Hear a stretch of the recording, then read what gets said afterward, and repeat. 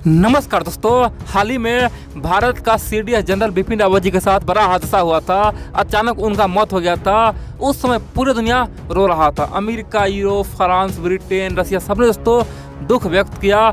लेकिन एकमात्र देश चाइना है जो बहुत दोस्तों कूदा, बहुत उछला और तंज करा था। चीनी मीडिया ने यहाँ तक कह दिया कि जो हुआ अच्छा हुआ, ये हमारे लिए सबसे बड़ा खतरा था।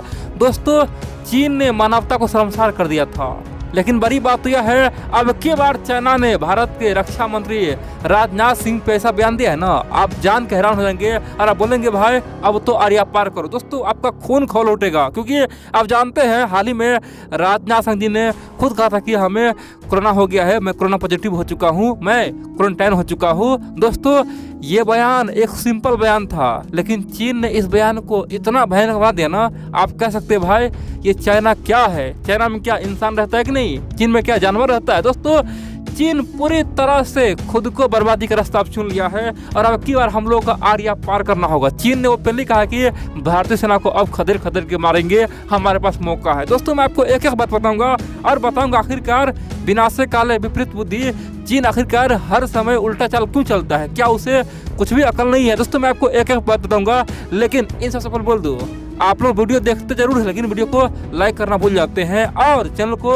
सब्सक्राइब करना भी आप लोग भूल जाते हैं। दोस्तों, कृपया करके आप लोग चैनल को सब्सक्राइब कीजिए, वीडियो को लाइक कीजिए और वीडियो को शेयर कीजिए और जितना हो सके कमेंट करें। हमें पढ़ने में अच्छा लगता है और हमें यकीन होता है कि हमारे साथ कई सारे मित्र खड़े हैं। तो चलिए जानते हैं आखिरकार हुआ क्या है। दोस्तों, आप लोगों ने भारत का कल्चर देखा होगा। जब कहीं पे कोई घटना होता है ना, तो लोग एक दूसरे को हिम्मत बढ़ाता है, बोलता है कि भाई तुम अच्छे इंसान हो। यहाँ तक कि भारत और पाकिस्तान मैच खेलता रहे और उस दौरान अगर पाकिस्तानी खिलाड़ी को चोट लग जाए, दोस्तों महेंद्र सिंह धोनी पहले खुद जाकर उसे आराम से दोस्तों उसका दर्द कम करने का प्रयास करता था। यानी कि हमारा कल्चर ये है, हम लोग दुश्मन को भूल के भी उसे मदद करते हैं, क्योंकि हम जानते हैं इंसान के अंदर जो आत्मा होता है ना, वो आत्मा गलती करता है, आत्मा बयानबाजी करता है, आत्मा कुछ भी करता है, लेकिन इंसान का जो बॉडी है ना, शरीर है ना, वो पूरी तरह से निर्दोष है।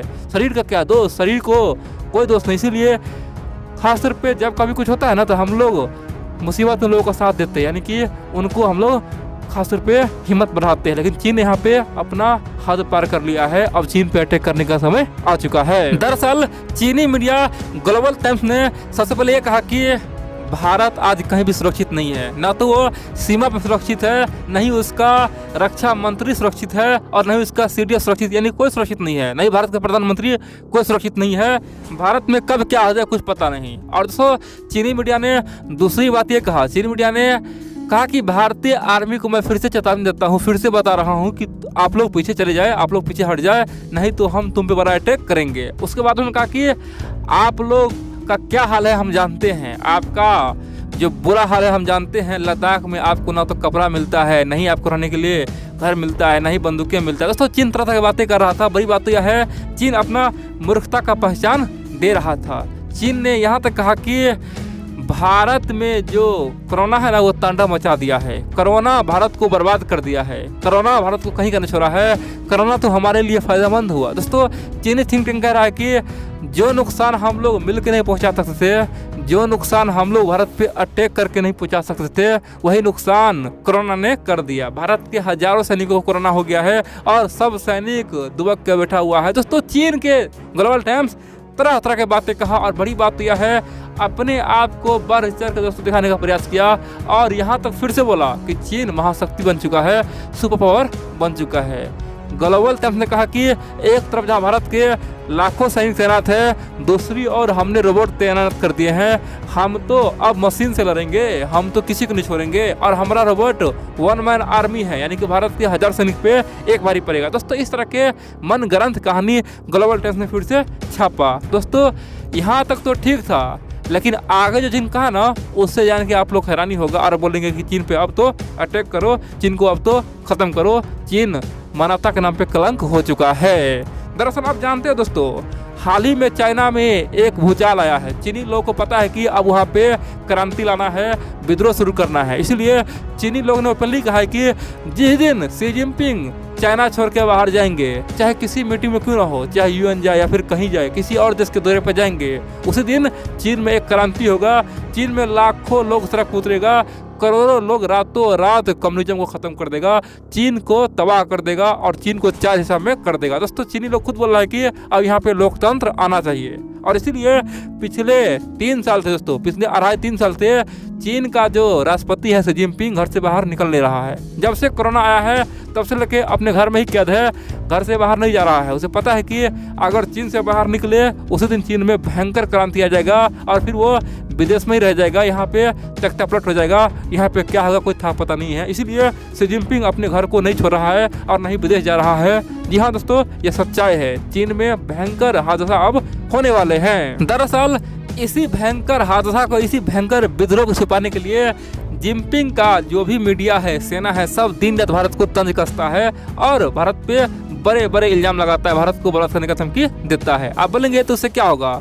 देखिए, चीन का लोग कह रहा है कि जिस प्रकार भारत में आज़ादी है, सब आज़ादी से जी रहा है, भारत के लोगों में कितना प्यार है, वैसे ही हमें आज़ाद करो।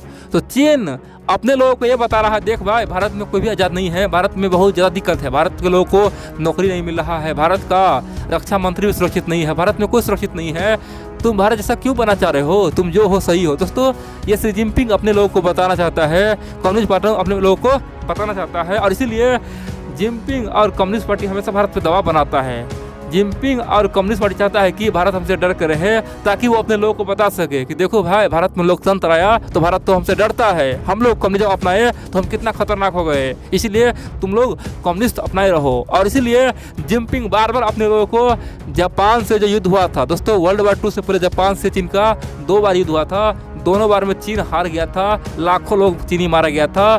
तो चीन अब इस टॉपिक को खुदर के अपने लोगों को बता रहा है कि तुम लोग याद रखो, जिस दिन यहाँ से कम्युनिज्म खत्म हो जाएगा फिर से तुम पे जापान अटैक कर देगा, जापान चीन को फिर से खदर मारेगा, इसलिए तुम लोगों के लिए सबसे बेहतरीन कम्युनिज्म ही है, कम्युनिस्ट पार्टी ही है। इसलिए दोस्तों चीन ने तरह तरह की नारेबाजी शुरू किया है और अपने लोगों को भय दिखा रहा है दूसरे से कि ऐसा मत बनो, वैसा मत बनो, और अगर हम यहाँ से चले गए, सत्ता से निकल गए तो तुम्हारा हाल कुत्ते जैसा हो जाएगा, तुम्हें कोई भी आके मारेगा।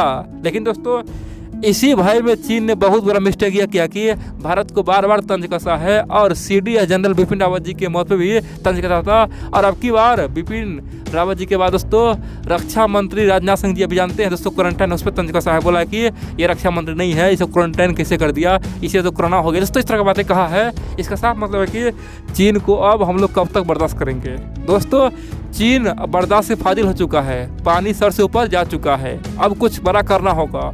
अब या तो तिब्बत में एक विद्रोह भयंकर शुरू करना होगा या फिर तिब्बत पे हमला करना होगा। दोस्तों जहाँ तक हो सके तो हमें अक्साई चीन छीनना होगा। ये क्या है, चीन को जो मना बख्श दिया हम लोग सुन गए। दोस्तों ऐसा बिल्कुल नहीं, अब हम लोग अक्साई चीन पे हमला बोलेंगे ना तभी चीन शांत होगा और हमारे लिए यही एक ऑप्शन है, क्योंकि अगर हम लोग अक्साई चीन पे हमला नहीं करेंगे दोस्तों तो देखेंगे भविष्य में चीन बोलेगा कि ये तो अरुणाचल मेरा है, ये लद्दाख मेरा है। इसीलिए हम लोग को अब कुछ बड़ा करना चाहिए चीन को सबक सिखाने के लिए, अब की बार आर या पार करना ही चाहिए।